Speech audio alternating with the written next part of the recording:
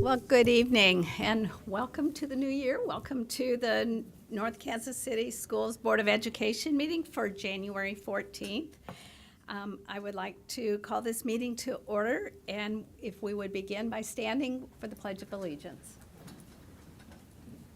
I pledge allegiance to the flag of the United States of America and to the republic for which it stands, one nation, under God, indivisible, with liberty and justice for all. Thank you. The board met earlier in executive session, and so we had our roll call at that time, and all members were present. We begin most meetings with extraordinary educational experiences, and tonight will be the same. We have many students, teachers, professionals in our community that we like to recognize, and Dr. Anjali Avila will start us off. Thank you.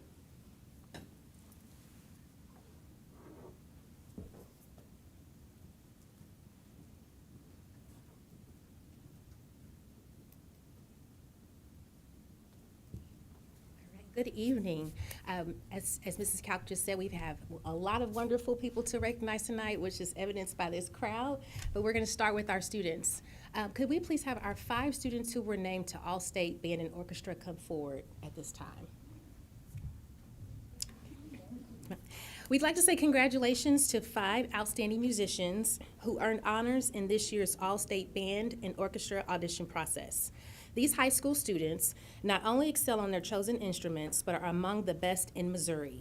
We are proud to celebrate Isaac Faust from Staley for alternate on piano for jazz band, Robert Fillingham from Northtown, All-State Band on trombone, and honorable mention for jazz band, Madeline Gall from Staley, honorable mention for All-State Band on trumpet, Alvaro Moreno Suarez from Tonka, honorable mention for All-State Orchestra in violin, and then Carter Walters from Staley, All-State Band on trombone and honorable mention for jazz band. Congratulations to each of you.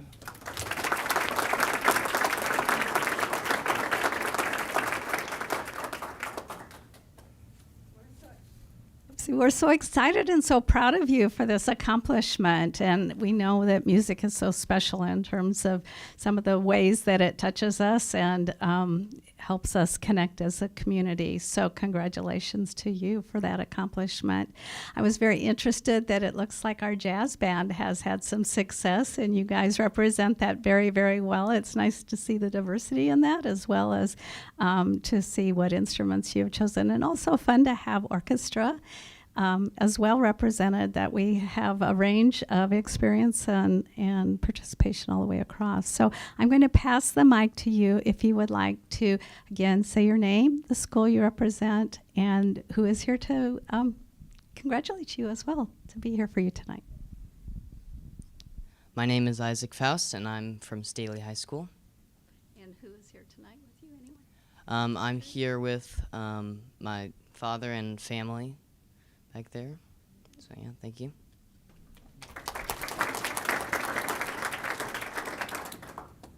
My name is Madeline Gall. I'm from Staley High School, and I'm here with my parents and my siblings. My name is Carter Walters. I'm from Staley. I'm here with my mom, my family, and my band director. My name is Robert Fillingham. I am a trombone player from North Kansas City High School, and I am here with my parents, my mom and my dad. My name is Alvaro Moreno. I'm a violin player from Winnetonka, and I'm here with my host family, my host dad and my host brother, and my orchestra teacher.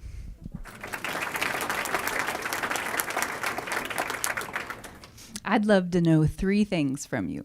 When you started playing your instrument, what you think you've learned the most out of it. What has been the most poignant thing you've learned from it? Okay. And then if you have future plans, let us know. Well, I started playing the violin when I was 4 years old, and I think the biggest thing it has taught me is that consistency is the key to being good in something you want to do. And I would like to continue my studies with the violin, maybe go to college for it and maybe play in an orchestra in the future. Yeah. Something that playing the trombone has taught me is that practice really does make perfect. Because it's like one of the best examples of when you practice, you get a result out of it, and it's really cool. And for the future, I just hope just keep playing it, just have fun with it, and do what I love.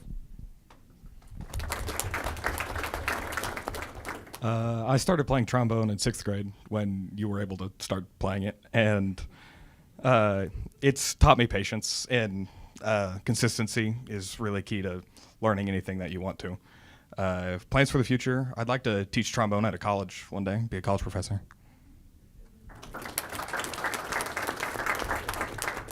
I've played the trumpet since the 7th grade. One thing playing the trumpet has definitely taught me is how to work well with other people. The number of experiences I've gotten to work with different people from different backgrounds who I've never met before, and just to be able to get along and join in an experience that's truly amazing has been an awesome experience. And in the future, I hope to go to medical school and one day hopefully become a trauma surgeon. My name is Isaac, and I play piano. And I've learned how to be musical with the piano and kind of add my own flair to what I play. And I plan to be an engineer one day. Wonderful.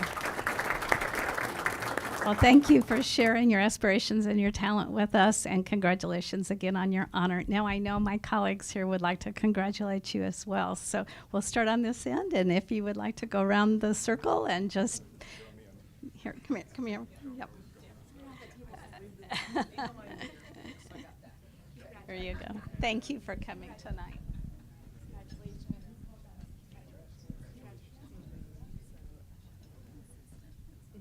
That's what I got.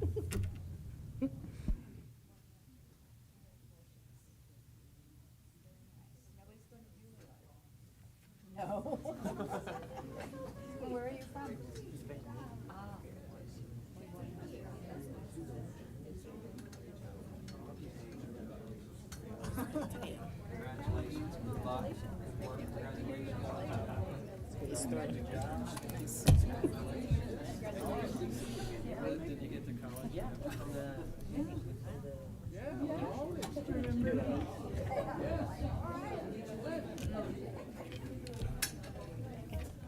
Okay, next we have some pretty extraordinary administrators that we'd like to recognize tonight. And we have some extraordinary administrators we'd like to recognize tonight. If we could have Courtney Minnick, Abby Olson, and Nick Pettit come forward at this time. The winners of this year's Clay Platt MAESP Awards were announced on Friday, December 13th, and this year all 3 winners were from North Kansas City schools. This award program recognizes outstanding elementary and middle level principals who set high standards for instruction, student achievement, character, and school climate for the students, families, and staff in their learning communities. We are thrilled to celebrate Courtney Minnick, principal at Nashua, who was named the 2025 Exemplary New Principal. Abby Olson, assistant principal at Newmark, who was named 2025 Outstanding Assistant Principal. And then Nick Pettit, principal at Maplewood, who was named the 2025 Distinguished Principal. After receiving this highest honor, Mr. Pettit will also represent our region as one of 11 nominees statewide competing for Missouri National Distinguished Principal. Congratulations to each of you.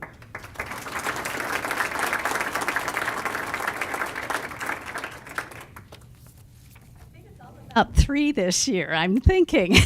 It is. What an honor to have all 3 of you from our district and complete this really esteemed representation of quality and commitment to your profession. Congratulations to all of you. I know you make very unique and very dedicated efforts in your schools, and it really does show. So thank you so very, very much for that.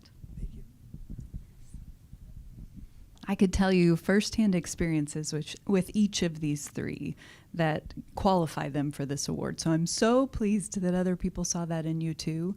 I have to tell you, this morning, Mrs. Wagner and I started our day at the Northland Chamber board meeting, And it was so fun to brag in front of the other superintendents and everyone else throughout the city that we swept the category. I mean, this was good stuff. I also know, Nick, exactly how competitive you are. So I can't wait till you meet those other 11 nominees. Can't wait to see the result there. So again, the leadership that each of you provide in your buildings, you set the tone and the culture, and you can feel it when you walk in. So thank you for what you give each and every day to your schools. Your staff members, your families, your students all feel it tangibly. So we appreciate that sacrifice. I'd love to know if you have anyone here for you, shout them out. Yes, I brought my sister and my future brother-in-law, Caitlin and Jake. They're with me over there. And I brought my mother and my fearless leader, Mona Den, here. So thank you for being here with me tonight. I brought my wife, Melissa, and Dr. Crunky is here. And then all my people out here that make my job easy. Shout out to you all, too. Well, I know my colleagues will want to congratulate you as well. So thank you for being here tonight. And go, Nick.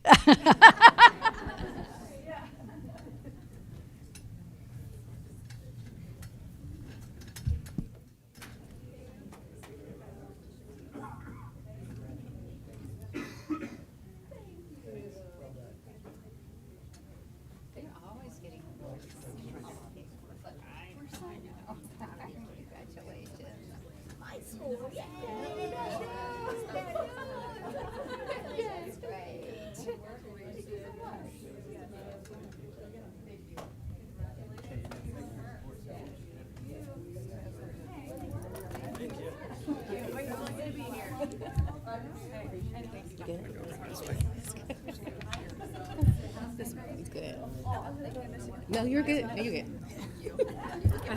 Thank you. We are also proud that we have the Missouri Pro Start Teacher of Excellence. If Sarah Lawrenson would come forward at this time.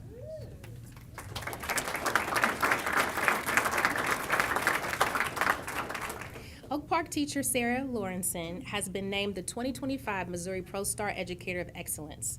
Sarah was surprised with this highest honor last month in front of her students. This award celebrates her dedication to inspiring and empowering students in the culinary arts.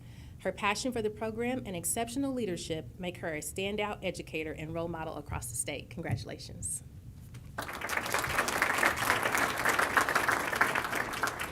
Well, Sarah, it's always fun to be surprised. Did you enjoy that? Oh, that's really, I saw a few pictures and it looked like you were very surprised. So that was very, very nice. We know as a board firsthand what quality you produce in your students and all of their commitment to culinary arts, as well as wonderful foods and their leadership and their demeanor as they're serving and all of the things that go into nutrition. And also, thank you so very, very much for that dedication.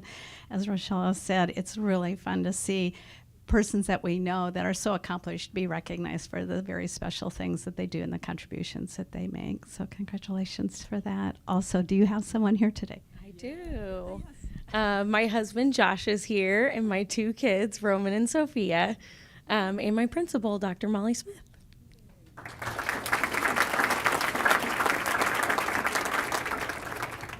And if you didn't notice, they are the cutest children ever. I mean, my goodness. And then her husband does work for the school district as well, Josh. We're just very pleased to have the family in general. But I have to tell you, with Sarah, not only do you inspire kids and just really connect in a different way beyond what you teach them, but I've seen Sarah lead the Hall of Fame banquet for Oak Park. She serves in the school in so many ways. She is a school leader in all capacities. So we don't know what we'd do without you, but your food's awfully nice to taste too. Thank you. Thank you. We're so appreciative, and I'm so glad again that others recognize this in you, and it's fun to celebrate you and your family tonight. Thanks for being here. We'd love for you to go around and meet the board too. Congratulations.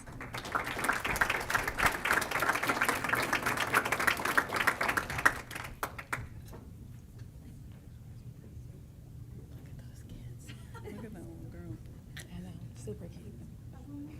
Super cute. And patient.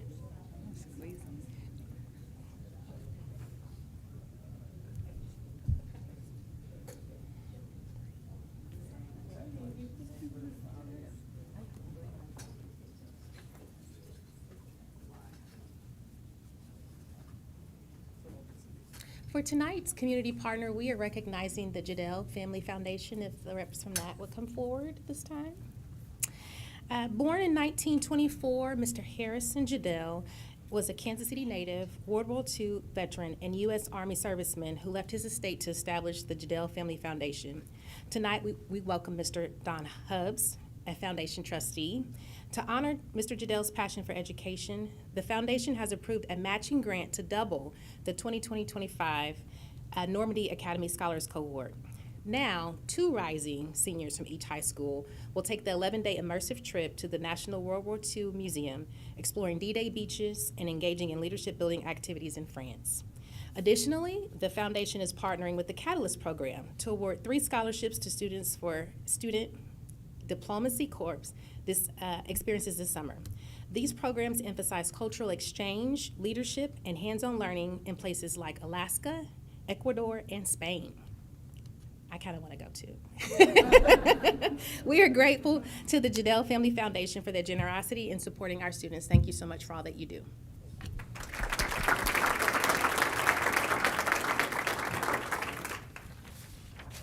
Mr. Hubbs, as I was reading through first the generosity, we thank you so very much, giving opportunities to kids that wouldn't otherwise have it. And we have heard the testimony of those kids coming back from these, and it is very life-changing experience. So thank you for contributing to their investment in their own learning, but also in life-changing experiences for them.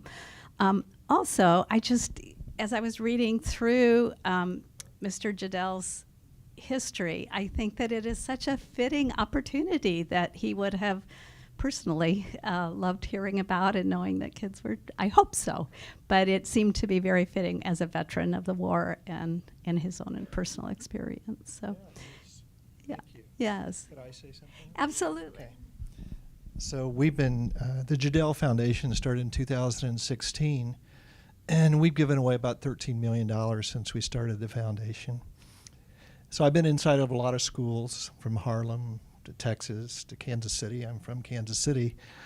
But this all came about because I was having lunch with, I think, a former employee, Amanda Boyce. And she knew I just got back from Normandy, where I made my teenage daughters go for, it was the 75th anniversary of D-Day. They were not that excited after 2 or 3 days at touring museums with their dad. But once I was connected to Midori, when you give away a lot of money, you want to do it so it makes a big difference, okay? You don't want to just write a check to some organization and the money doesn't make a difference. But when I talked to her, and this is what we look for, I could tell it was going to be given away. There was going to be a deep thought process about how to select the students, and it was going to make a big difference. And so we did it easily after that. So I appreciate the North Kansas City School District because I've worked with you on other things over the years, and you always do a very professional job. And not every school district does. I don't mean to be say that. We're fine with it. Okay. But it's nice that when you can write checks for, because I'll tell you something about Mr. Jadell. He was a wealthy man, but he was a very big introvert the last 15 years of his life. I was one of the few people that talked to him. He approached me 5 years before he died as he was in his late 80s, and he says, okay, I have no relatives to give this money to. I want to give it all to charity, and I want it to make a big difference, every single dollar. So when he died, I always say this, he left me a lot of money to give away to charity and a 1994 Windstar that I had to jumpstart every time I took him to the grocery store. But the last 5 years of his life, his only goal was to grow that money as big as we could so we could make the biggest impact on the world. So that's what we try to do. But I do respect everything you do because you guys you're always professional when I work with North Kansas City. So thank you.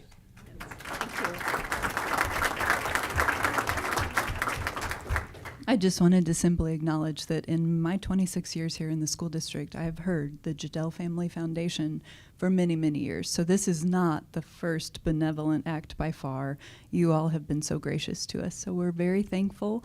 I thought Midori was going to surprise me with getting to go to Normandy here tonight. I continue to beg, but she's holding that standard you mentioned, which will be followed.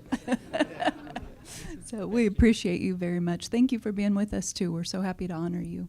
We'd love for the board to shake your hand, too. Thank you. Thank you.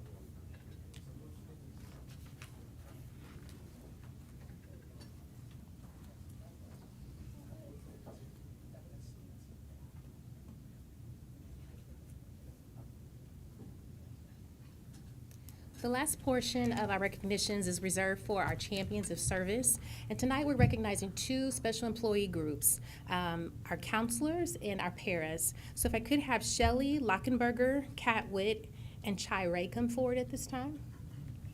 I'm going to start by telling you a little bit about Shelley. So Shelley Lackenberger, counselor at Northgate. Her colleagues had a lot of things, great things to say about her. According to them, Shelley Lackenberger is an incredible mentor, friend, and confidant who approaches every situation with care and compassion. At Northgate, she has earned the nickname Auntie Shelley for her dedication to serving students and coworkers. Her students say, "I love how she's always willing to give me advice." And they've even said, "It's hard for me to trust, but she's very trusting and comforting." Northgate students know they can count on her to have their back, and colleagues say that they are changed for the better because of knowing Shelley. Kat Witt, counselor at Lakewood. Kat might only be in her second year at Lakewood, but you'd never know it from her incredible impact that she's made. She and her therapy dog, Bolt, who is also here tonight, are a familiar and reassuring presence for students and adults alike.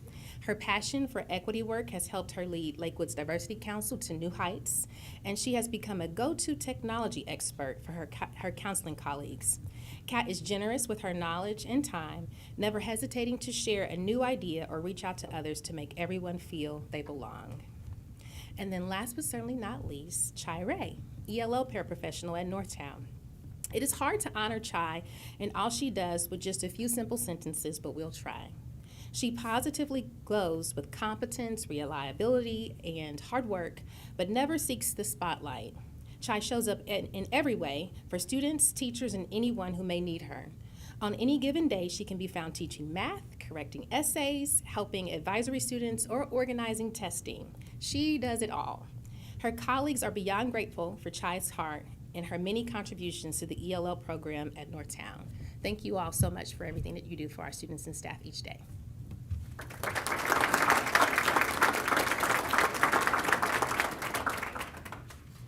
Thank you so much for the extraordinary services that you provide and the excellence by which you provide them. The list of your qualities and the added things that you bring to your jobs, the ways that you make people's day and help them trust you and be safe amongst you, and to also be able to be know that you're there and they can count on you. It's just really, really valuable. We love having Bolt. I love the tie. He's really dapper tonight.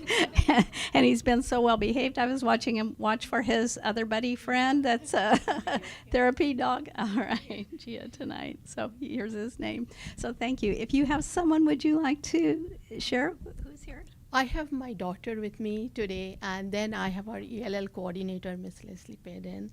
And then I have our principal and my friend and co-workers, Miss Sarah Boyd and Miss Deborah Fraser. Very nice. Thank you. Thank you. I have my husband Ryan here with me, and my daughter Ember, and then my principal, Dr. Margaret Helwig, is with me as well. I have my husband Glenn and my daughter Paige and my admin Theo Funderman and Tammy Mae, my sister. Well, Shelley and I go way back, so I can attest to what support and encouragement she always provides. She's pretty incredible, and we are so very blessed to have you. And the students who you touch their lives remember you for years and years to follow. I know that to be true. And then, quite honestly, I've just heard stories about you two. I have heard great things about just the willingness to give of yourself freely. We started this way of honoring people because of our tagline, Relentless Champions for All Students, but the and each other part of that. How we show up as colleagues for each other to just lift the load a little bit and support each other through the difficult tasks that we're asked to do each day. And you all are great examples of that. You help strengthen the building and the community, and it results in better things for families and students. So thank you for that. From the bottom of our hearts, we appreciate you greatly. We'd love for you to meet our board as well. Thank you.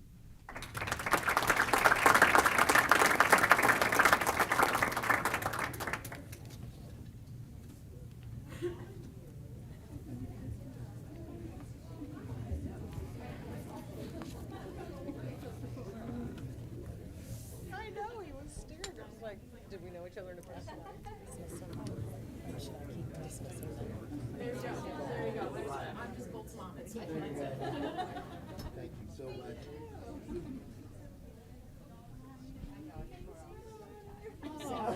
Found it in the kennel the other way. You? Hi. How are you? I want to say hand.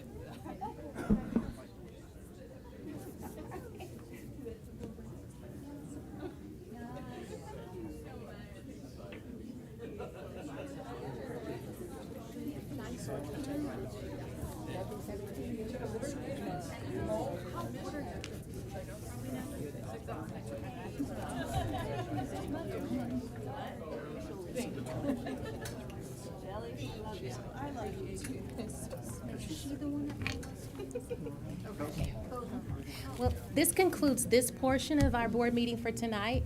And while you are welcome to stay, we recognize there might be other places you would much rather enjoy. So if you would like to be excused at this time, you can, and we'll take a brief pause before we reconvene.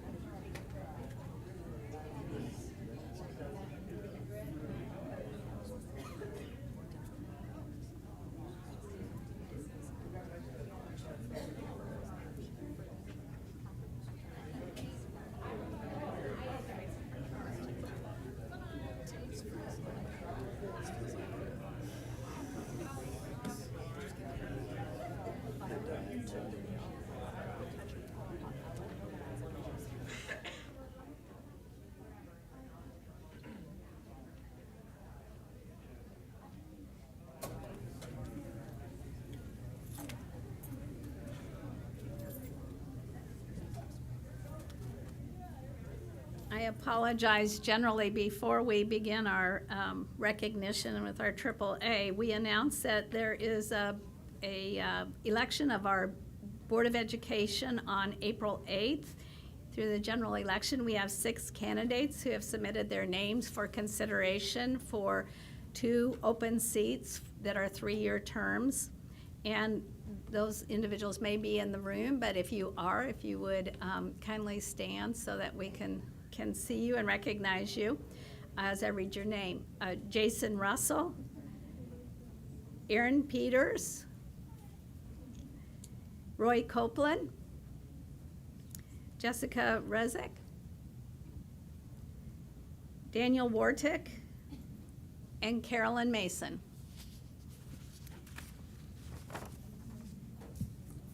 At this point, we also have an opportunity for public comment. However, we have received no cards this evening, and so we will dispense with the public comment and move right into the agenda. Do I have a motion for approval of the agenda as presented? And moved and seconded for approval. Any comments, questions? All those in favor say aye. Aye. And those opposed say same sign. And the agenda is approved. Thank you. For you, you have a consent agenda.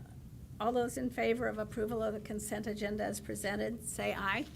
Aye. And opposed? As we go through the consent agenda, we have the minutes and we have the treasurer's report. You have a treasurer's report, Madam Treasurer? Okay, December 2024 and fiscal year-to-date operating receipts totaled $18.5 million and $92.3 million respectively. This constitutes a $10 million or 12.2% increase in the year-to-date receipts from the same period in the prior year. Monthly operating expenditures totaled $27.1 million, an 8% increase for the same period in the prior year. Fiscal year-to-date operating expenditures and encumbrances incurred totaled $151.6 million, a 7.7% increase from prior year, and represent approximately 44.2% of the total operating budget. The current operating expenditures and encumbrances are slightly ahead of the prior year, but still well within the budget. Missouri Governor Mike Kehoe will hold his State of the State address on Tuesday, January 28th, at which time the governor will communicate his legislative agenda and budget priorities for the 2025 legislative session. And the finance team and Tammy Henderson is monitoring legislation for bills with the financial impact on the district. Any questions for the treasurer or Mr. Fritz? Any questions regarding any other item on the consent agenda or removal? No? All right, we have a motion and a second for approval of the consent agenda as presented. All those in favor say aye. Aye. And opposed, same sign. And the agenda is approved. Thank you very much.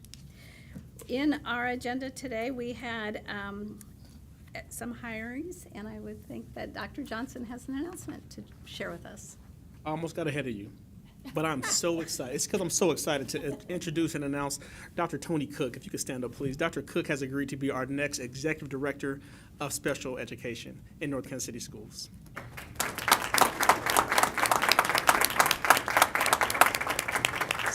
Dr. Cook is an experienced special educator and leader who comes to us by way of Liberty Public Schools, where she currently serves as the Director of Special Services. Dr. Cook began her career as a special education teacher in Kansas and has a wealth of knowledge from her 25 years in the field. As a former classroom teacher, autism specialist, assistant director, and now the Director of Special Education, she's passionate about engaging not only students, but their families and building relationships to drive success. Tony has 4 children, Nick, Isaac, Elijah, Sophie, and she's earned her doctoral degree in special education from the University of Kansas, and we will forgive her for that. Go Mizzou. Oh, I'm sorry. Everybody has to go to college somewhere. She went to Kansas. Thank you so much. Welcome, Dr. Cook. We are excited to have you start with us. There are no items for separate consideration, so we'll move on to new business regarding 5.1 is our construction manager at risk agreement. Mr. Vandal. All right, good evening.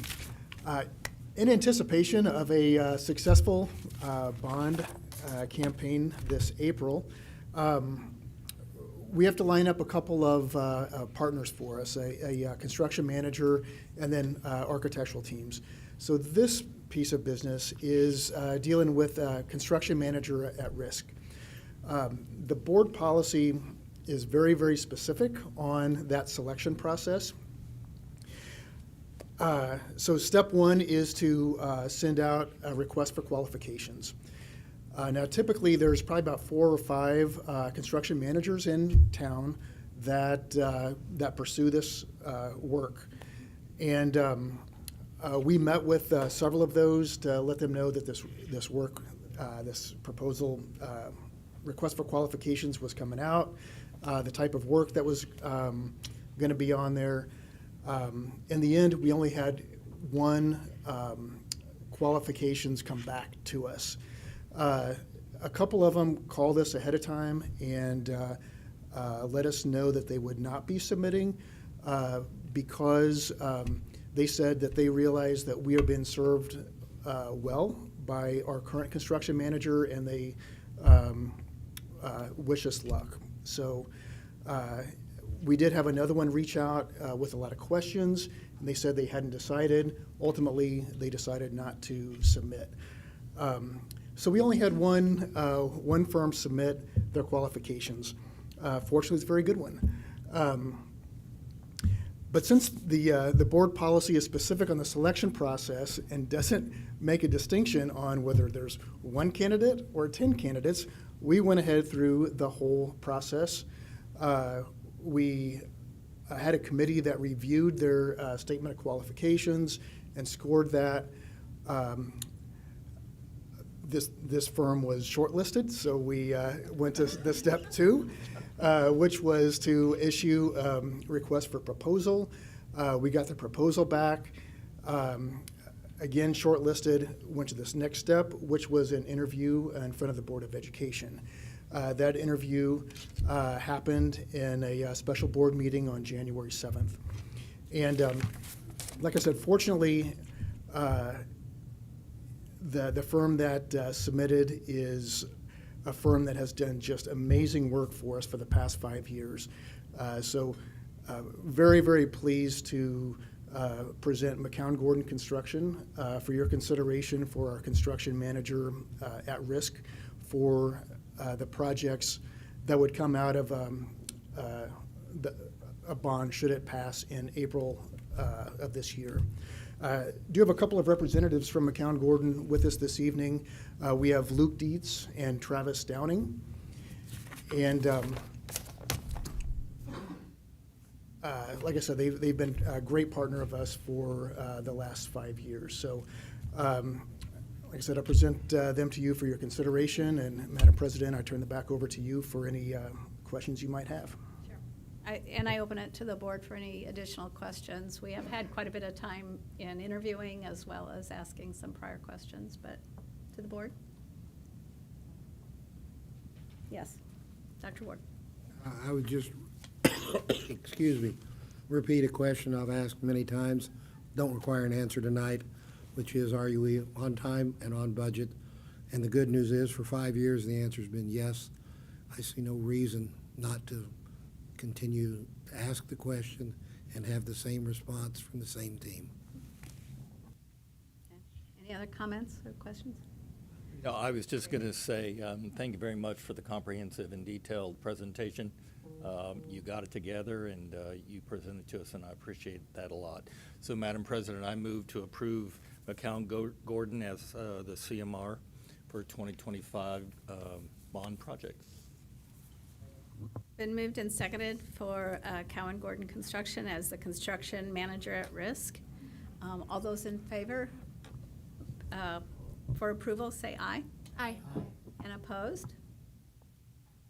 Motion carries, and McCowan Gordon will be our CMR. Thank you very much for that presentation. You're welcome. Additionally, we have 5.2, which is architectural design services, which was also under your guys' support. So, Mr. Vandal.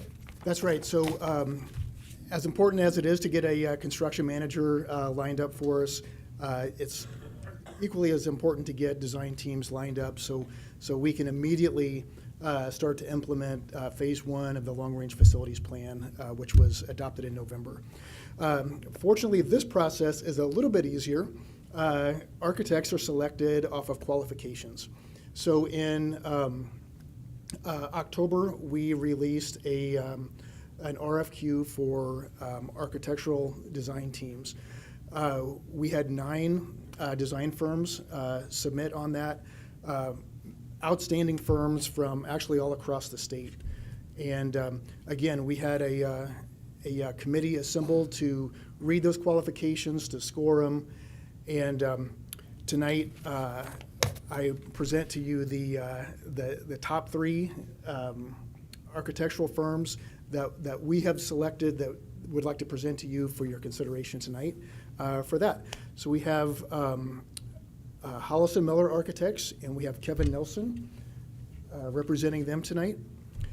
DLR Group, and representing them, we have with us tonight Robin O'Rourke and Ian Kilpatrick. And then the third is Insight Design Studio, and representing them, we have Patrick Smith and Ariel Payson-Burrow to represent IDS. So again, I'll turn it back over to you, Madam President, for any questions or comments.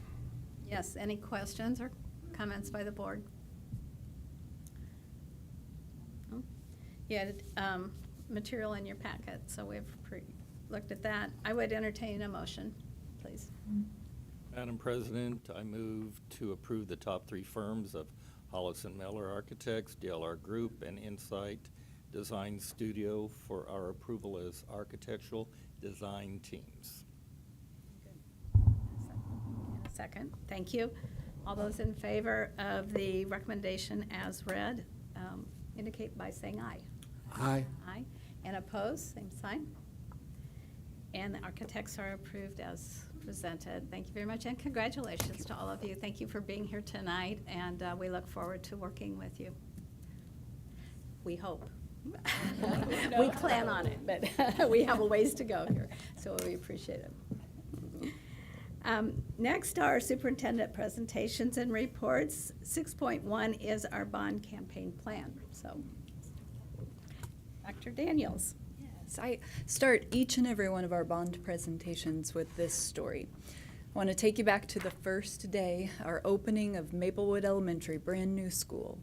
And as I'm walking out and I'm seeing the excitement and the nerves, mostly from kindergarten moms at that point, I see what I think is a grandparent just sobbing, very upset. So I went up to her and I said, "You can rest assured your grandchild is in a great place. We're going to take care of her. It's going to be okay." And she kind of shrugged it off and she said, "That's not what I'm crying about at all." And I said, "What more could we do? What can we help with?" She said, "It's not that. It's that I never dreamed that anyone in my family would go to school in a place this nice." And then, on the first day of school at Davidson Elementary, with their brand new opening, I got to hear it put much more simply from one of our students. And he said, "Wow, I never thought I could go to a rich kid's school." So I share those stories because that's our why. That's what April 8th is all about. It's creating that pride for grandparents, giving their families what they never dreamed possible. It's making sure that our students and our staff members take great pride in where they go to work and school each day. And it's to make every kid feel like they are rich in the most important sense of the term. So now that we've established that why, I'd love for you to hear more details about how we managed to pass this bond campaign come April 8th. We've got Dr. Avila, Mrs. Tammy Henderson, and Dr. Leah Rosejen with us as well. Thank you.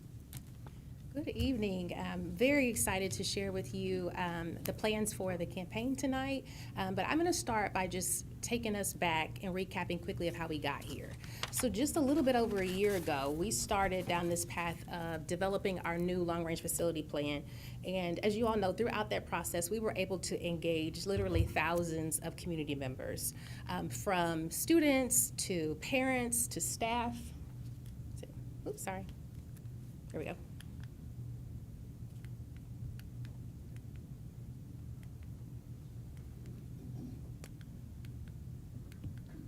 This is not the right one. Okay. I'm going to keep going while we get things going there. But we were able to, you all know, we were able to engage thousands of community members, students, staff, families, and we were able to do it through a variety of means. Through surveys, we hosted our in-person community sessions at each of our 4 feeder high schools. And then we came back in the fall and did an online discussion forum where we were able to go back and say, this is what we heard you say. Are we on the right track with it? And so I would say at every point, there were common themes that consistently emerged from the input. First, there was a desire to make further investments in our fine and performing arts, particularly at Winnetonka and Oak Park High Schools. The community acknowledged the wonderful enhancements that have been made to our athletic programs and facilities, but also emphasized the need to support our students who had a variety of interests. And also wanted to create just better parity across all 4 high schools. So, Winnetonka and Oak Park Performing Arts Centers. Another significant piece of feedback from the community was the need to invest in our middle schools. Again, while the community expressed tremendous pride in the beautiful elementary schools we've been able to build as a result of the past bonds, as well as the state-of-the-art facilities at our high schools, they also acknowledged just that dip in experience that our students have when they go from our elementary schools to our middle schools and then to our high schools. And so middle schools came up over and over again. And so it's that focus on both the fine and performing arts centers, as well as addressing the facility needs at the middle school level, where we derive that bond campaign slogan of every student, every stage. This acknowledges and supports the variety of interests that our students pursue, while ensuring that all students can take pride in the places where they go to school at every stage of their educational journey, from pre-K to elementary to middle to high school. So, in our bond 2025 package, we've got the fine and performing arts centers at the high school. We've got our middle school renovations that we hope to accomplish. The caveat with the middle school piece is that there's a lot of work to be done there. And so we hope to tackle the first 2 middle schools, Northgate and Maple Park, with this first bond, with the plans of going back to the community in 3 years to address the needs at both Maple Park and Antioch. In addition to these major projects, there are a few other priorities included in this bond package. One of them is an addition at Oakwood Manor, along with renovations throughout that site. Oakwood Manor is one of our last schools that still has what a patron has coined as a Gemma cafetorium, where the gym is the cafeteria, is the auditorium. And with this package, we would be able to build a new gym that would serve as a high wind shelter, as well as update many of the spaces throughout that building. Another portion of this bond, in that and more section there at the bottom, would be the purchase of the Northland Innovation Center. After further research by our finance and operations teams, it was determined that it just makes more sense for us financially to purchase this building rather than continue to lease it.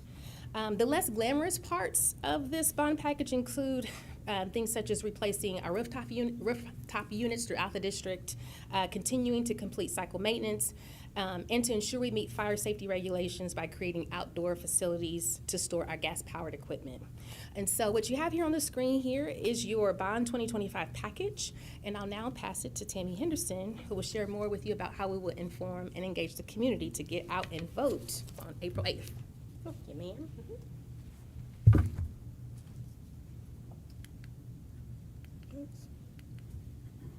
I have one slide, so it's pretty easy.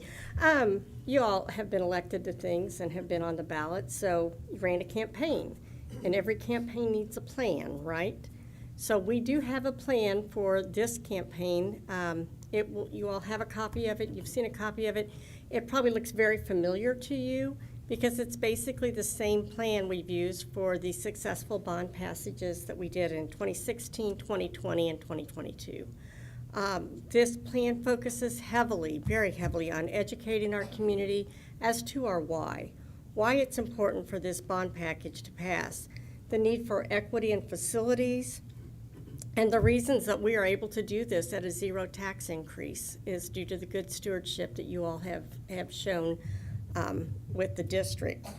We will rely considerably on the use of social media. That wasn't always the case years ago, but we have gotten to the point now where that makes the most sense. And so we will rely heavily on social media for the campaign. But even more importantly than that, we rely on face-to-face conversation. So we've joked for years that wherever two or more are gathered, we will be there. So we are reaching out to all of our friends and partners and everybody that we can think of to see what groups we can go and address. We started this week. We did our first building visit because we do go to speak to staff building by building. We spoke to Crestview yesterday morning. We spoke to Staley this afternoon.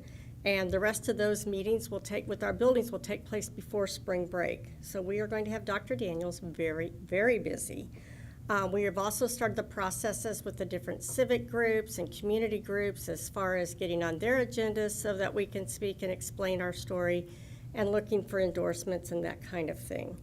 One major component of all of this, of course, is our Community Involvement Committee.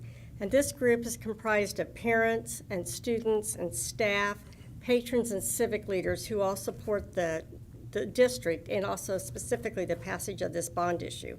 So I am so fortunate this time around to have Dr. Leah Rosegen, who as part of her internship, if you will, for HP2, is working with me on the bond campaign committee. So at this time, I'd like to introduce Leah and let her tell you a little bit about that group. Yes, thank you. So just to share a bit about the purpose of the Community Involvement Committee, really there are two primary purposes. The first is to provide information so that members can feel like they're educated voters and also provide information to others. And the second is to allow them to act as advocates or public ambassadors for the school district and spread the word about what it would mean for the bonds to pass. So thinking a little bit about the committee, there have been 175 family community members who have been invited. Not that many will attend, but every principal was asked to submit several names, and so each of those people have been invited. We do have co-chairs, and this bond, it will be family members from Oak Park and Winnetonka, and they will really be facilitating the majority of this work. We will be meeting at various sites. Really, this is a chance for community members to see what the sites are that would be greatly impacted by the bond. So we'll meet at Oakwood Manor, Oak Park, Winnetonka, Newmark, and Northgate so that they can see what it would look like. The biggest idea from the co-chairs is to have text and social media campaigns happening. And then we're also very excited to get students involved through the Superintendent's Advisory Committee. And they're going to be taking a role in learning a little bit about how the bond would impact their feeder pattern and doing some educating of community members as well. So while the community committee is out advocating, we are going to employ our school staff to further inform. We believe our staff and our school will be some of our greatest ambassadors to educate their school communities. And so we want to make sure that they're fully equipped to adequately inform their school community. Just as we did in 2022, we will provide a comprehensive toolkit for each feeder pattern with customized materials, particularly for the buildings that will have significant projects. In this toolkit, there will be flyers, which have been translated into our top 5 languages spoken by North Kansas City Schools families.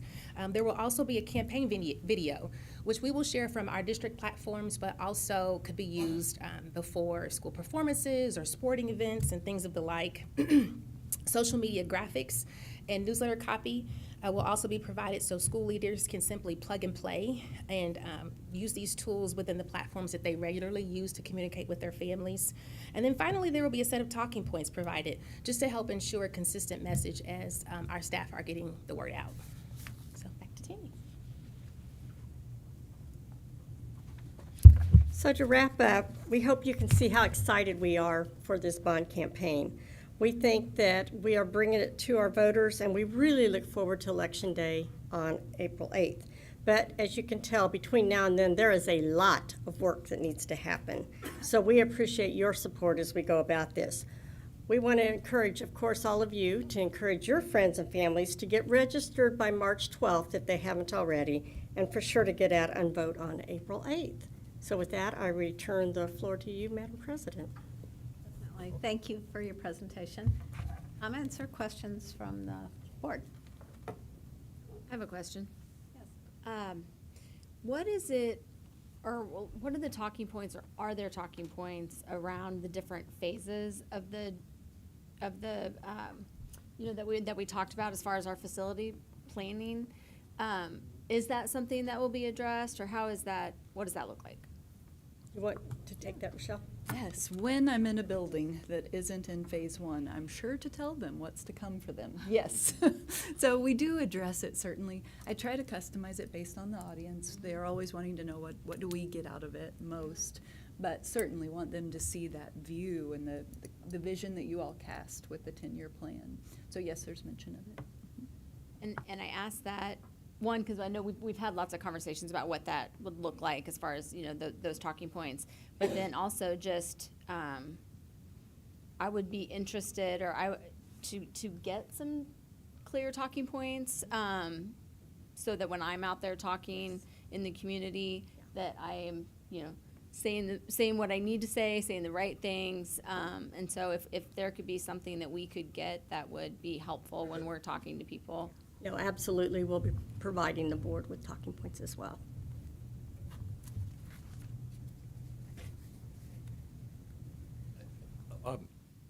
While we don't, this is really the kickoff, but there's a lot of chatter already out in the community, at least the circles that I run in, and it's all very, very positive. So kudos to everyone that got us to this point, and let's bring it home.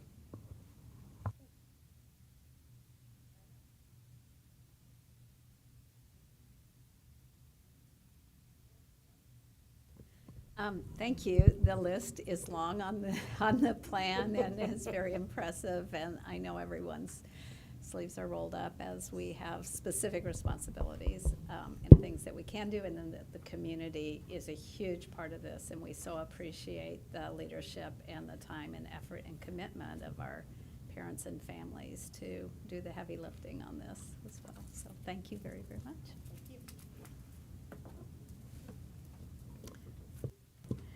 The next item is around student belonging presentation.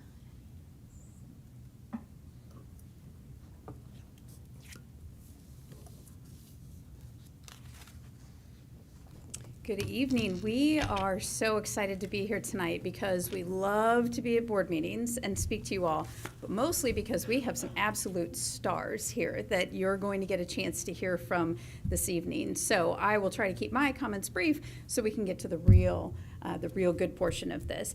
But what I want to share with you first is just a couple acknowledgments of some of the people that have been doing this work along the way. We know that before we were here, there was leaders that were laying the foundation for the work that we're doing today. And specifically, some of our equity co-chairs are listed up here for you, and they're really at the heart of the work that's going on. And a lot of what we're going to share to you tonight is really around our diversity councils so that you can get a good view of what we're doing in the schools. And this is just a portion of what we do for student belonging, but it's a pretty important one. And then in addition to that, I want to take you back and remind you of the goal that we're working from. So this is in our student quadrant, and it's lead and foster school cultures where each student experiences a sense of belonging through the purposeful creation of spaces which both affirm and connect all members of the school community. So to go even further into that goal, I'm going to bring up Dr. Shelley Sanders to you so she can talk a little bit about really those in-depth pieces of that goal. So I'll turn it over to you. So thanks for the opportunity to be here tonight to share the best part of our district, which are our students. I'm so excited, so I'm just going to echo what Dr. Porter said. I'm going to get through these slides so that you have time to hear from them. They are ready to go. Okay, the first thing when we talk about student belonging is ensuring that we have a common definition of student belonging. Our equity advocates, as well as our equity co-chairs under the leadership of Dr. Johnson, worked really hard to establish indicators of belonging that really painted a picture of what belonging looks like in our district. So this is the common definition and indicators that we use when we are speaking about belonging within the North Kansas City School District. Current research. So there's been a lot of current research out here regarding student belonging, and I think it came from COVID. Has now become a peak interest of many organizations. In the back of this presentation are several links of current research articles, and a lot of them have come out in 2023, 2024. But I want to read just a snippet of you from the most recent one from Education and Society. And it starts off by saying, American youth face an acute crisis of belonging that jeopardizes their educational experiences, mental health, and future success. This crisis directly impacts our nation's prospects. Public schools have the essential duty of fostering a sense of belonging among all students. Right, so there's definitely a call to charge in the current research that lets us know that the path that we are on is the right path to be on. So the metric that we're using, or one of the metrics that we're using to really gauge a student's sense of belonging, is Panorama. And this is a survey that I think has been in the district since 2020, 2019. And so these are the questions that are in the sense of belonging subset. And so these 5 questions consist, every student has the option to answer these questions in the fall and in the spring. The last question in green is sort of, I want to point that out because that question really focuses on overall belonging. And so we have 2 goals, a short-term goal and a long-term goal. And our short-term goal is really about that question in green, right? And it's looking for a 2% increase in favorable responses of that question. Now, I will tell you for Panorama, there's 5 options that a student can choose when answering or gauging how much they feel they belong. And so the first option is they feel they completely belong. The second one is they belong quite a bit. The third one is they somewhat belong. The fourth one is they belong a little bit. And the fifth one is they belong not at all. When we're speaking of favorable responses, it is the first and second. So I completely belong and I belong quite a bit that are considered favorable, and that is what gauges our percentages on these slides. So we're looking at a 2% increase at both the elementary and secondary levels. And so the way Panorama quantifies their data, that last question we're not able to pull it out, or they're not able to pull it out, so we have to track it separately. So you'll see the tracking up here. The blue arrows are your fall data, and the yellow arrows are our spring data. And as you can see, and this is for elementary, you'll see that there's a plateau in our fall data and that our spring data is on a rise. And when we're looking at the 2% increase, we're looking from spring to spring and fall to fall. For secondary, you'll see similar. We are sort of plateaued in that fall data, and we are on the move on an upward trend in that spring data. And so our long-term goal really focuses on all of those questions put together on an aggregate, and then those are nationally normed across schools in the state of, not in the nation, that use Panorama. And so our goal is that for our elementary schools, we score above the 60th percentile of schools that take Panorama, and then for secondary, it's above the 50th percentile. And what you'll see here pretty quickly is our elementary students are scoring in the 90th percentiles of schools that are using Panorama as a qualifier for student belonging. So we have met that goal. We will continue to increase that. And like I said, this is looking at all of those questions together. And then for secondary, here in the fall, we were at the 20th percentile, and our goal is to increase to the 50th percentile. That's something that we're working on. And so so I said it's something we're working on. I'm sure you're thinking, well, what are you all doing? right? Like, what are you doing to bring these scores up? So, two things that we're actively working on are elementary culture cruises and our secondary showcases. And they look a little different this year because the secondary buildings kind of restructured things, and so we wanted to be a part of that and so show cohesiveness and connections between all parts of a building. But our focus this year has really been on student behavior and adult responses. And so that was the focus of our first semester walkthroughs. The third one up there is Diversity Council, and that's the one we really want to showcase today. It has been around since the 1990s and has taken different shapes and forms over the years, but in our current space, we really wanted to highlight the work that staff members are doing in building as well as what the kids are doing. So we have two different layers of Diversity Council. We have a district layer where they have quarterly meetings here in this room. It is students from 6th grade to 12th grade. There is representation from all of our schools, and they come together and our first meeting, we looked at panorama data, we got connected with each other. We've had the opportunity to bring in POAC to really talk about, they talk about the 90%, like ensuring that we know the 90% of each other and not just the 10% that lives on the surface. We are able to fund a lot of this work through the Kaufman grant that Dr. Johnson secured last school year, as well as the Children's Services Fund. And we also have Title IV funds that buildings can request to offset some of the work that the students are doing in the building. As well as the school level, every school, K-12, has a diversity council. And you'll actually hear from one of our elementary schools today. Each building has sponsors that work diligently with kids, and not just those kids, but then how do those diversity council kids go out and support? Most recently, we had students at Newmark go over to Fox Hill and read books aligned with the Heritage Month resources. And so you'll see a lot of collaboration within feeder patterns also. And we've really been working this year to establish an implementation scale so that there are some standard expectations of across all of our schools regarding experiences students should have within Diversity Council.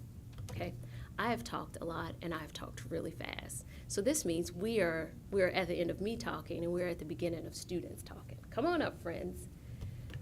So we have 3 schools that are with us here today. We have Northtown, we have Eastgate, and we have Shoto. They were given several questions that they could answer just to help guide their discussion, but they are going to put their own flair on it. They have things they want to share. Are you ready? Okay, I'm going to give you the clicker. It's that one right there. Perfect. Yep. Sounds good. Okay. Thank you. Hi, my name is Margarita Riza. Thank you so much for having us here. We're really excited to present to you all. I'm with the North Kansas City High School, and I am their Diversity Council sponsor. I am here to introduce my 4 very wonderful students. I have a huge class, by the way, and a huge Diversity Council, but I found really 4 incredible kids. So they're going to speak to you all. We have Elma first, and then we will have Johan speak, and then Yamam, and then we will have Rihanna to finish it off. Good evening. Before I begin, I would like to take a second to thank the board for having me today. To start, I chose to be part of the Diversity Council because I deeply believe in the power of inclusion and the strength of diverse perspectives. Diversity is not just about representation. It's about creating a space where everyone feels valued, heard, and empowered to contribute their unique insights and be proud of where they come from. By being part of this council, I have the opportunity to actively contribute to shaping a culture that fosters equality, respect, and growth for all individuals. It's a responsibility that I take seriously and am proud to have been involved with for all 4 years. This is because I know that when we embrace and we celebrate our differences, we create stronger, more innovative communities of success. Thank you. Hello, my name is Johan Cruz. First of all, I would like to thank the school board for having us. And I will be talking about how our school makes sure that our students feel like they belong. I feel like the most important thing is our multicultural festival. As a person who has been in the audience, performed, and emceed our assembly, I will definitely say that that assembly is a gateway for our new students and all our students overall to feel as if they belong. you can definitely like see through their body language and their facial expressions on how they are in awe looking at their cultures being presented, and you can definitely see that they feel comfortable expressing and displaying their culture. Another thing we like to do is collaborate with our student unions, like the Latino Student Union, Black Student Union, Asian Student Union, etc. We like to talk on specific topics within those communities. We study and then we go and educate the other students. Right now with Lunar New Year, we're definitely going to collaborate with the Asian Student Union as well as the Muslim Student Union with Ramadan. And then lastly, everything we do with Diversity Council, we like to include every culture. For example, in this picture, that was our Christmas tree, and we included flags from all over the world. Thank you. Good evening. Thank you for having us today. I'm going to be speaking about the Belonging Bucks and how they have helped our Diversity Council. So they helped us support the work of our Diversity Council by providing the funds that we needed to plan and decorate for the Multicultural Festival and Assembly. They allowed us to purchase decorations that helped us create a vibrant and welcoming atmosphere, which reflected our diverse and the diverse cultures that we celebrate at our school. And although so many of our students brought food to the festival, the money also helped us provide extra food to ensure that everyone could enjoy the dishes from various cultures and truly experience the event. This helped us provide the best experience for the 3,000 people that came to our festival and assembly. So they made it possible for us to bring our ideas into reality and bring our school community together in a meaningful way. Thank you. Good evening. My name is Rihanna Al-Shelaby. So North Kansas City High School was the originator of the Multicultural Assembly and Festivals. It started 4 years ago, and I'm very grateful that it's been going on throughout my freshman and senior years. So many students helped decorate the school for the Multicultural Festival to make the school building memorable and so beautiful for like anyone who goes through. All of us are in the leadership for school climate and culture, and it's full of amazing students filled with like, they're all from different backgrounds, and when all of us do like our research and learn from each other, it's like truly magical. Like, you never know how great it is to like be in a room with so many different minds and we all kind of like connect. Also, we all in that class, we plan and we get like our research done for these assemblies and big events that we hold. And maybe 2 years ago, we sold our first cookbooks. So these cookbooks were filled with voluntary recipes from students from their cultures. So they put their recipes in, they shared images of their family and images of the food, and we sold them this year and last year at our Multicultural Festival, and it was honestly amazing. So that's about it. Thank you so much.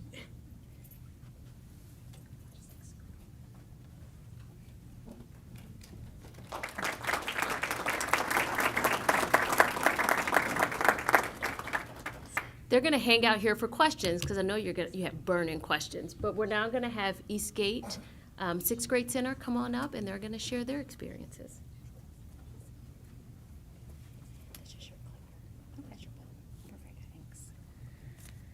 Hello, everyone. Thanks so much for having us. We really appreciate it. My name is Angela Nakulima, and I have the privilege of serving as an equity co-chair in the district and also the Diversity Council facilitator at Eastgate, where I'm also a school counselor. And I'm here with 3 of my 34 Diversity Council students, and they're going to introduce themselves and talk a little bit about our program. Hello, I'm Gemma McCracken. We are Eastgate 6th Grade Center. My name is Josh Brown, and we are excited to share our traditions and council with yours. My name is Abdullahi Dahir, Abdul for short, and we thank you for this opportunity to share about Diversity Council at our school, Eastgate 6th Grade Center. I chose to be a part of Diversity Council at Eastgate because I wanted to be a leader in my school, celebrating others' cultures, identities, and traditions. So one of the major things that's helped us create our Diversity Council become better is Belonging Bucks, which has helped us sponsor a lot of small activities and just things we've done in the school to make it better. One of the big ones, though, is POAC, and POAC stands for People of All Communities, and we had them come over to our school and bring us through a special training. We learned about how we can be more inclusive, tried to stop assuming and remembering the 90%, and we use the information that we got to share it throughout the school and make our school better. Thank you.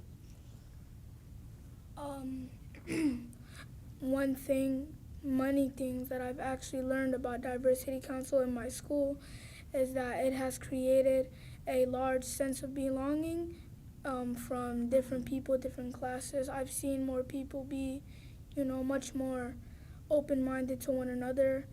And also one thing in Diversity Council that we have done was also called the Culture Fair. As you can see, those dresses and everything.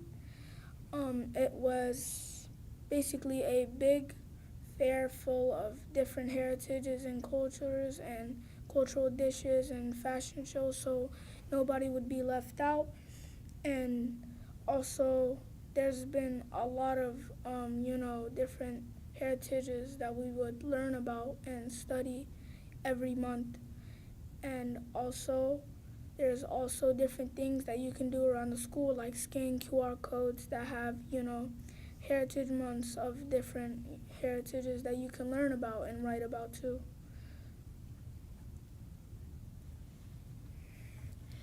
We had Diversity Council for first and second quarter.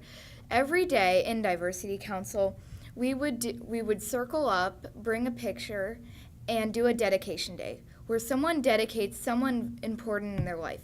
It doesn't have to be a person. It can be a pet or a historical figure.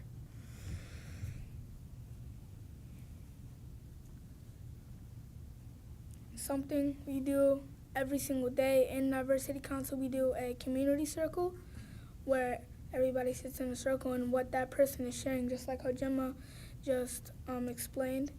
They share about something that they want to dedicate to. It could be a person, a historical figure, an idol, anything.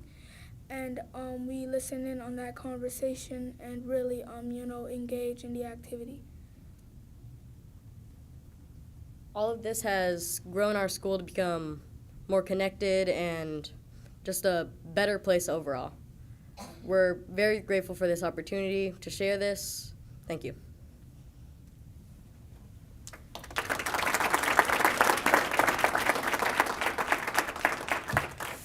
Okay, thank you so much, Eastgate. And now we have, last but not least, some Shoto Dragons for us tonight. I'll be tall enough to stand. I know. Okay. Even me, I'm short. There you go. That's your button. Okay, your slide. All right. Hello, my name is Danielle Johnson. Thank you for the opportunity to be here tonight. As you saw earlier, I am an equity co-chair member. I'm also a behavior specialist at Shoto. I'm also a product of the district K through 12, so go Northmen. So we are excited to be here tonight.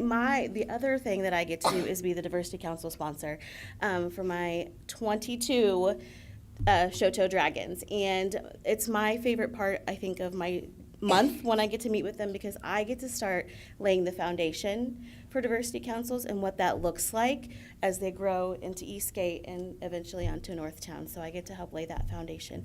So I will have my students introduce themselves and they'll talk about why they are a part of Diversity Council. You going first? All right, stand up. You always want to go first, so go first. All right. Today's your day. Right. My name is Braden, and I'm about Shoto. What grade are you in? Third grade. Third grade. You can go.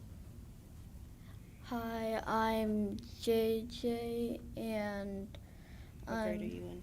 Third grade. Third grade, okay. First question, why did you guys join Diversity Council? Why I joined Diversity is because I wanted to help people who didn't know what they did, and I could help who didn't know, and if they're writing about it, and I could help them do it. They're upset. Why did you join Diversity Council? Because I wanted to learn about the past. So how not to make it happen again, right? Yeah. Is that what you said? Yep. All right. How does Diversity Council help us make our school a better place and make it so the kids feel like they belong? They really did work all this out, I promise, beforehand. Now we're switching it up. That's okay. We're doing great. Come on. So how does Diversity Council help us make Shoto a better place? How diversity helps Shoto makes a better place because people who join diversity is helping other people, and what do we learn about? We learn about different countries, what they do for Christmas, and what they do for the holidays. We learn about their holidays. And do we learn how to be mean or kind? We learn how to be kind To just some people or all of the people. to everybody? That's right. What do you think? How does Diversity Council help Shoto be a better place? It helps. They always teach us about kind things and teach us no matter what, always be kind. That's right. All right. Like I said, thank you for the opportunity to be here. Oh, I hit the wrong button. I just wanted to add on to what they said. So some of the things that we've gotten to do this year is we got to go to Northtown's Multicultural Assembly, and the kids absolutely loved it. Our hope is in this spring, we will get to go, we're going to take a big field trip to Topeka and go to the Brown versus Board of Education historical site. So that'll be a fun field trip for us to learn about. We've talked a little bit about what Brown versus Board of Education was, and so the kids are excited to go on a really long bus ride. I'm not, but they are, so at least somebody is. So we will use our belonging bucks for those field trips and things like that. And so we just appreciate the opportunity to be here and for you guys to listen to why we love Diversity Council.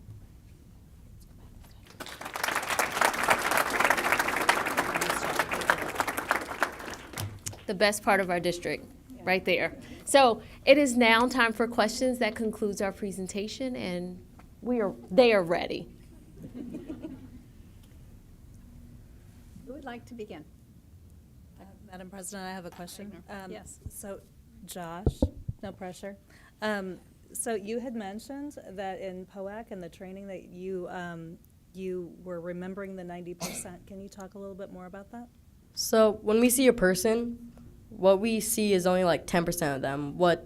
How they act and how they look, that's only a small part, and we can't assume off of that. We have to remember the 90%, which is what's going on in their life, who they are, all their traits and characteristics. It's the part that really matters. Thank you. That was very helpful. This was all very interesting, and that one was just, it piqued my interest, so I appreciate it. Thank you. Well, I really don't have any questions. I guess I've had the opportunity to be a part of and attend some of the Diversity Council activities at Fox Hill and Chapel Hill, and I'm also going to go, and it's on my calendar to go to West Inglewood. So I've seen POAC, and I've seen what these great young people at your fellow schools do to help their school climate and be kind to each other, and some of the techniques. I've also attended the diversity multicultural fairs at those schools. So I just want to say thank you very much for what you do and how you do it and making your school climates a much better place. So thank you all. So when my children watch this meeting, they're gonna make so much fun of my ooey gooey face. That's what they call it, because it's like, I mean, I just could cry because I'm just so proud of everybody that's here. It is such an amazing thing that you all are doing, and just being leaders and being just spreading the kindness and the goodwill that we need more than ever, and just understanding each other. And I just hope you understand the leadership that you are exemplifying and people see it. You're leading by example, and that's the most important part of leadership is leading by example. So thank you very, very much. It's a very wonderful thing that you're doing. We're very proud of you.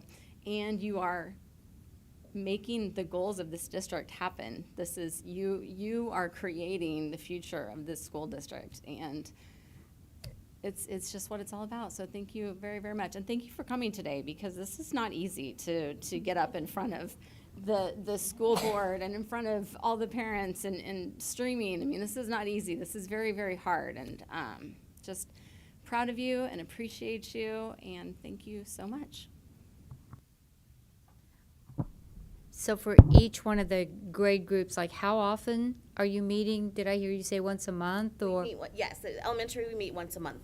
In sixth grade? At Eastgate, we meet every day during MTSS for first semester. Okay, and at the high school? At Northtown, we've been able to actually create a class, and so then we're also able to create MTSS sessions for other students to attend as well. Okay, and do you watch that program? Like, what would you do? No, because it had children on it the last time it was on, and it was really nice because children had obviously had the kind of training that you've had, and they were very helpful for somebody that it was an actor, so they weren't really picking on somebody. But anyway, okay, made me think of you all. Thank you for being here tonight. Our vision was a reality check. We know that we have 20,000 students, 21.8 out of 165,000 people that live in our district. But our vision was if we could have diversity councils like what you've spoken about, doing what you're talking about, then can the group of 20, 30, 40 take care of spreading that vision to 300 or 1,600? And if you do that, then can those 1,600 or 30 spread the vision to what is going on in our community? And we can't solve the nation's problems, but if we can solve our problems at home, if we can make it a better place to live, if we can be leaders in the community through the example that you students are setting, then we feel like we're doing our job. But we're doing our job only through your work. And so for you to stand up here in front of us and share what you're doing, share why it's important to you, is amazingly affirming to at least 7 people I know, if not, 1,600 employees. And so thank you. Thank you for what you're doing, and thank you for what you're doing, not in your school alone, but in our community, the broad community. It's appreciated, and it's important.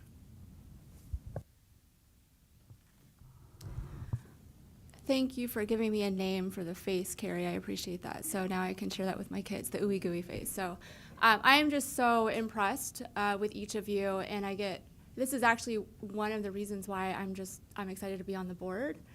Was actually hearing student voices. So my first board meeting was 4 years ago, and I came and I heard high school students from North Kansas City, and I just love the ways that you're exercising leadership muscles all the way, from the beginning of your student journey up until you graduate and become citizens, right, in the community. So thank you for your bravery as well, because I know it's not easy to talk in front of a bunch of strangers. So I appreciate that. And I appreciate all of the teachers and administrators who are here to support and model and promote and advocate and cheerlead for this very important aspect of what makes our district unique and really a shining light for all the districts around. So I very much appreciate that. I do have a question for the high school students. So we saw some data earlier on in the presentation, and we see a very big difference in the feeling of overall belonging from elementary to secondary. And so I would love to hear from the high school students what your perspectives are, if you have any ideas about what changes, what are those big shifts that make it harder or that make it more difficult as you grow up, because obviously we have access to diversity councils and we have teachers that are supporting you, and we're trying to do everything that we can, but what are some of those ideas that you might be able to share with us about what shifts are occurring to change that for the secondary students in particular? I was gonna use my big girl voice, but I can do it. So obviously going into like elementary, middle school, and then going into high school with over 1,000 kids is obviously a huge change. But at Northtown, I felt like when I stepped in there, it just was like a kind of a breath of fresh air.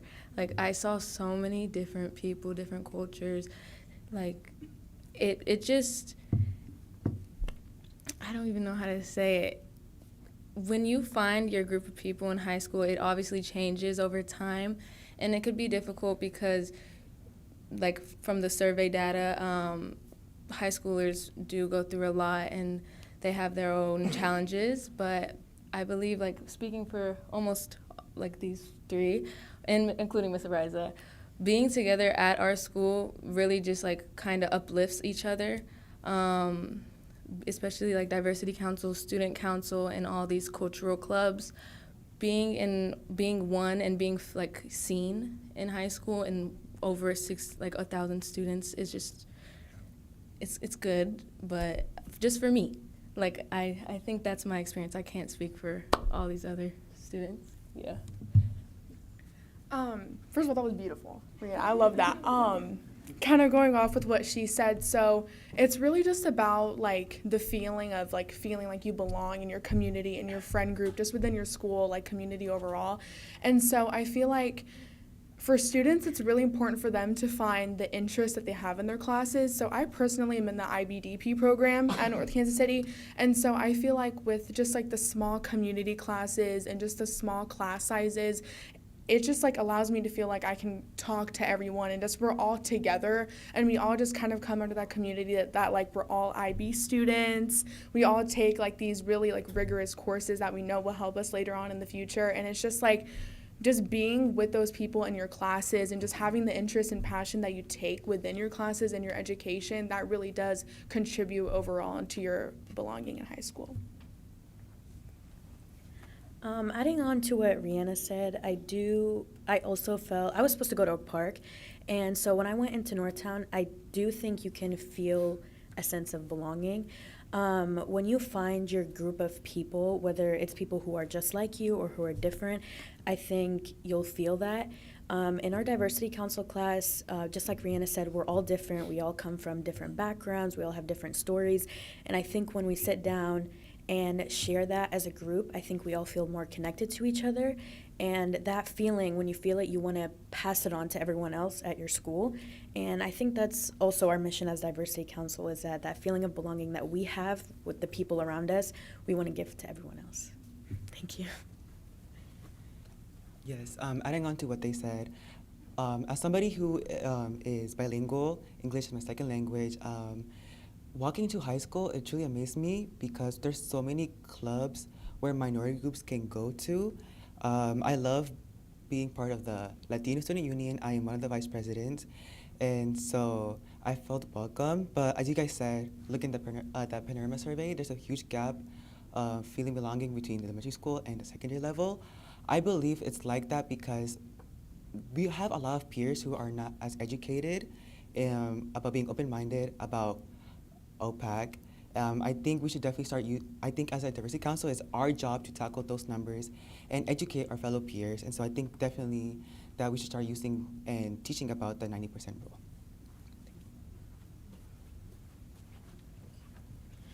So we had the opportunity to get, for our first diversity council, district diversity council, and so we have students 6th through 12th grade from all of our secondary schools, and we asked the same question. We were like, tell us what we need to do. And so there was this long list, and what I noticed about the list is nothing on the list cost money, right? It was all about time. It was saying good morning, saying how are you, and waiting for an answer, right? I think how fast adults get moving, and we say, how you doing, how you going? I think about my own kids, and before they give me an answer, I'm off to the next thing, right? It was creating time within the schedule to truly connect with us and get to know us as people. And so they were able to give us some really good feedback that we were able to share with principals and really charge principals with replicating that in the building to figure out what exactly is happening and what are students needing in your individual buildings. Thank you for being here tonight. I had a question for the middle school and the high school students. Did you participate in Diversity Council in your school prior to the school you're in right now? Thumbs up if you did. Okay, and then the others did not. Then several did not. I was just kind of wondering in terms of the build and the advantage of bringing learned skills from one level to another, and appreciate that. Also, to the Northtown students, I did attend your festival. It was fabulous. It has always been fabulous, but I've just seen the growth year after year, recognize some of you from being on stage, and just the costumes and food, everything was, I just can't even say enough. It almost, okay, I get a new gooey face about it as well. So anyway, I guess that's our learning tonight. But thank you so much for that investment of time and the energy. I think, Rihanna, you said it was magical. That really did capture the evening. It was fabulous. The other thing I just wanted to mention, I appreciated in the presentation, you gave us a lot of links and additional resources to consider. I took advantage of reading the one, Crisis of Student Belonging, and then also the CDC's report on some of the risk factors of not belonging. And I really think that for the board, those would be really good readings for us, because it shows that our investment in all of this effort of belonging can provide such long-term impact health, not only just around education, but just the mental health well-being, as well as physical well-being, as well as all of the trauma. And some of those numbers were really eye-opening to me in terms of the incremental difference that it can make. So I applaud the parents. Thank you for bringing your kids here tonight and raising such wonderful kids with such great values. Thank you for all of your input and sharing and your bravery tonight.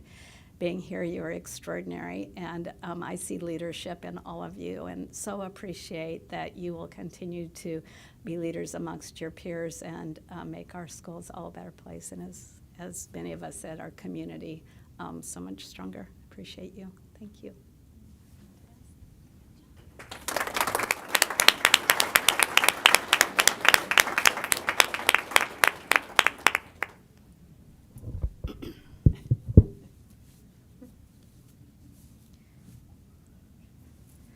Our last item is board liaison reports, and I just leave it open now for anyone that has a report tonight. We've been snowed in for 3 weeks. All of that extra reading. All right, Dr. Ward, yes. Yeah, we had our monthly meeting with the representatives of the Kansas City City Council this week, and we're continuing to build on several initiatives that we've been working on.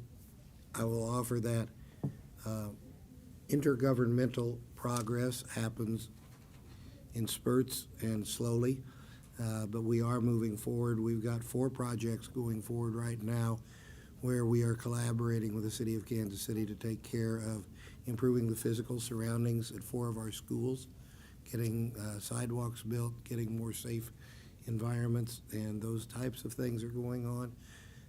We've shared some of the key things that we're each working on as far as building community resources and finding ways that we can work together and create true synergy, their work, our work, and better stuff for the community. So that's coming together very nicely, and it's been a process that's involved 6 or 8 years of building trust that we can find ways to make things better. Each organization has various resources, but until we sit in the room and discuss them, we don't always find where we can add them together and make something amazing happen. And so the council was working very well. I was joined by Jane, and very pleased with where we got in our hour and a half together. Thank you. Susan? In addition to adequately managing multiple Microsoft Teams meetings last week, mine and my kids, through virtual learning, and surviving the hill behind Briarcliff, going down face first, the Wellness Committee met today, and so we are continuing to work on the updating the district policies around wellness and making sure that that definition is inclusive of socio-emotional health and well-being, as well as food, nutrition, and physical well-being. So traditionally, we've stuck to food and exercise in our definition of well-being, and so we want to make sure that we are encompassing all of the complexities of what wellness means today. So I'm very happy to be working on that committee and continuing that work there. And I think you joined me on a webinar last night. Oh, yes. And I joined you on a webinar last night, Jan. I got completely to see forgot you, about too. that. So the Missouri State School Board Association hosted an AI in education webinar, and just a really interesting look at the astronomical and exponentially fast growth and adoption and availability of AI, the ethical considerations, the diversity and bias considerations, and providing a very nice toolkit that is accessible to all through their website for their AI in education toolkit.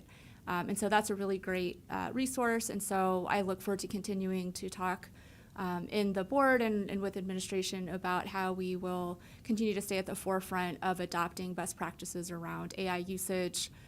Mostly not avoiding it, but just how do we do that in a way that is mindful and helps our students use it as a way for better and more and deeper thinking, and not just as a tool to get things done faster. So really, really interesting material, and looking forward to continuing to learn more about that. Thank you. Thank you, Madam President. I was privileged to participate as well. That was exciting and interesting, and I'm grateful for all of the things that are. So Joe and I, and certainly others probably also attended the Shoto Fancy Feast, which I had forgotten about, and Joe reminded me. And it was my first fancy feast, and it was very fancy, and I loved it. I got to go with the kindergartners, and they were all as in awe as I was at the transformation of the gym and/or lunchroom. So that was really fantastic, because there was the music teacher who was playing saxophone and the accompanist, and they were doing lovely classical tunes for the holidays, and they had a big screen TV with a crackling fire on it. It was all very fancy. The food was delicious. Kindergartners and I learned together how to open those little tubs of margarine and how many of those pats can fit on one roll. That was a good experience. Really enjoy it, and we had a great time. So I'm grateful for that opportunity. Thank you. Well, and I agree. Some things never change, and I felt like I was an elementary school student once again when I got to taste the food, because it tasted the same. Very, very delicious. I also want to say, Dr. Daniels, to you and the staff, both classified and certified, from everything we've read, heard, the tremendous job you did last week to keep our students learning. And so just thank you very much for all you did on behalf of the district and the students. As at least the people up here know, I'm the board representative for the foundation, and we received a mid-year shout out for all the activities that they have done. So if you'll just indulge me for just a second, this is, keep in mind, for one half of the year. These are the summary of what they've accomplished for this half of the year. And they provided nearly $11,000 in startup loans, empowering 90 student-run small businesses during market days in December. Kaler grants, they approved 23 grants from pre-K to high school across the district to date. The fall breakfast, this is a big shout out, a record 600 attendees, and it raised $125,000. So it's a shining light on the mission and impact of the foundation.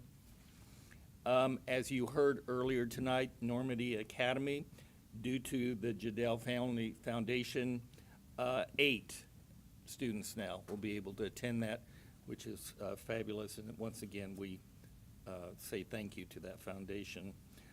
Google X and KC Current and North Kansas City Partnership collaborated with Google and KC Current to provide unique, meaningful opportunities for female students to work with Google art director and 7th grade girls to envision themselves as leaders in STEM careers on and off the field. So that's a great experience for our 8th grade or 7th grade students. Impact grants through the Lewis Learning. We all know Jen. Impact Fund. We're piloting the Emira AI tutoring for 250-ish students, grades 3 through 5, on reading success plans and opening doors for personalized learning at the critical stage in their lives. So that's pretty incredible. A big shout out and well-deserved shout out to 1,300 of our colleagues in the school district, our teachers and staff, called the Fan Club, and their contributions, they believe at the end of fiscal year 2025 will total about $60,000 through their contributions, so that's a huge shout out. Staff recognition and appreciation, again, wellness and appreciation, as you see tonight and through the foundation in a variety of ways we continue to highlight the good work within the district, and shout outs throughout. We love our kids, and so does the foundation, providing school supplies, hygiene and clothing, sensory and calming tools, relieving some lunch meal debt where needed. Again, a great thing that the foundation is able to do. So I wanted to report out that good work that Midori, all of our friends, their contributions, what that does for our students in the school district. Thanks for the time.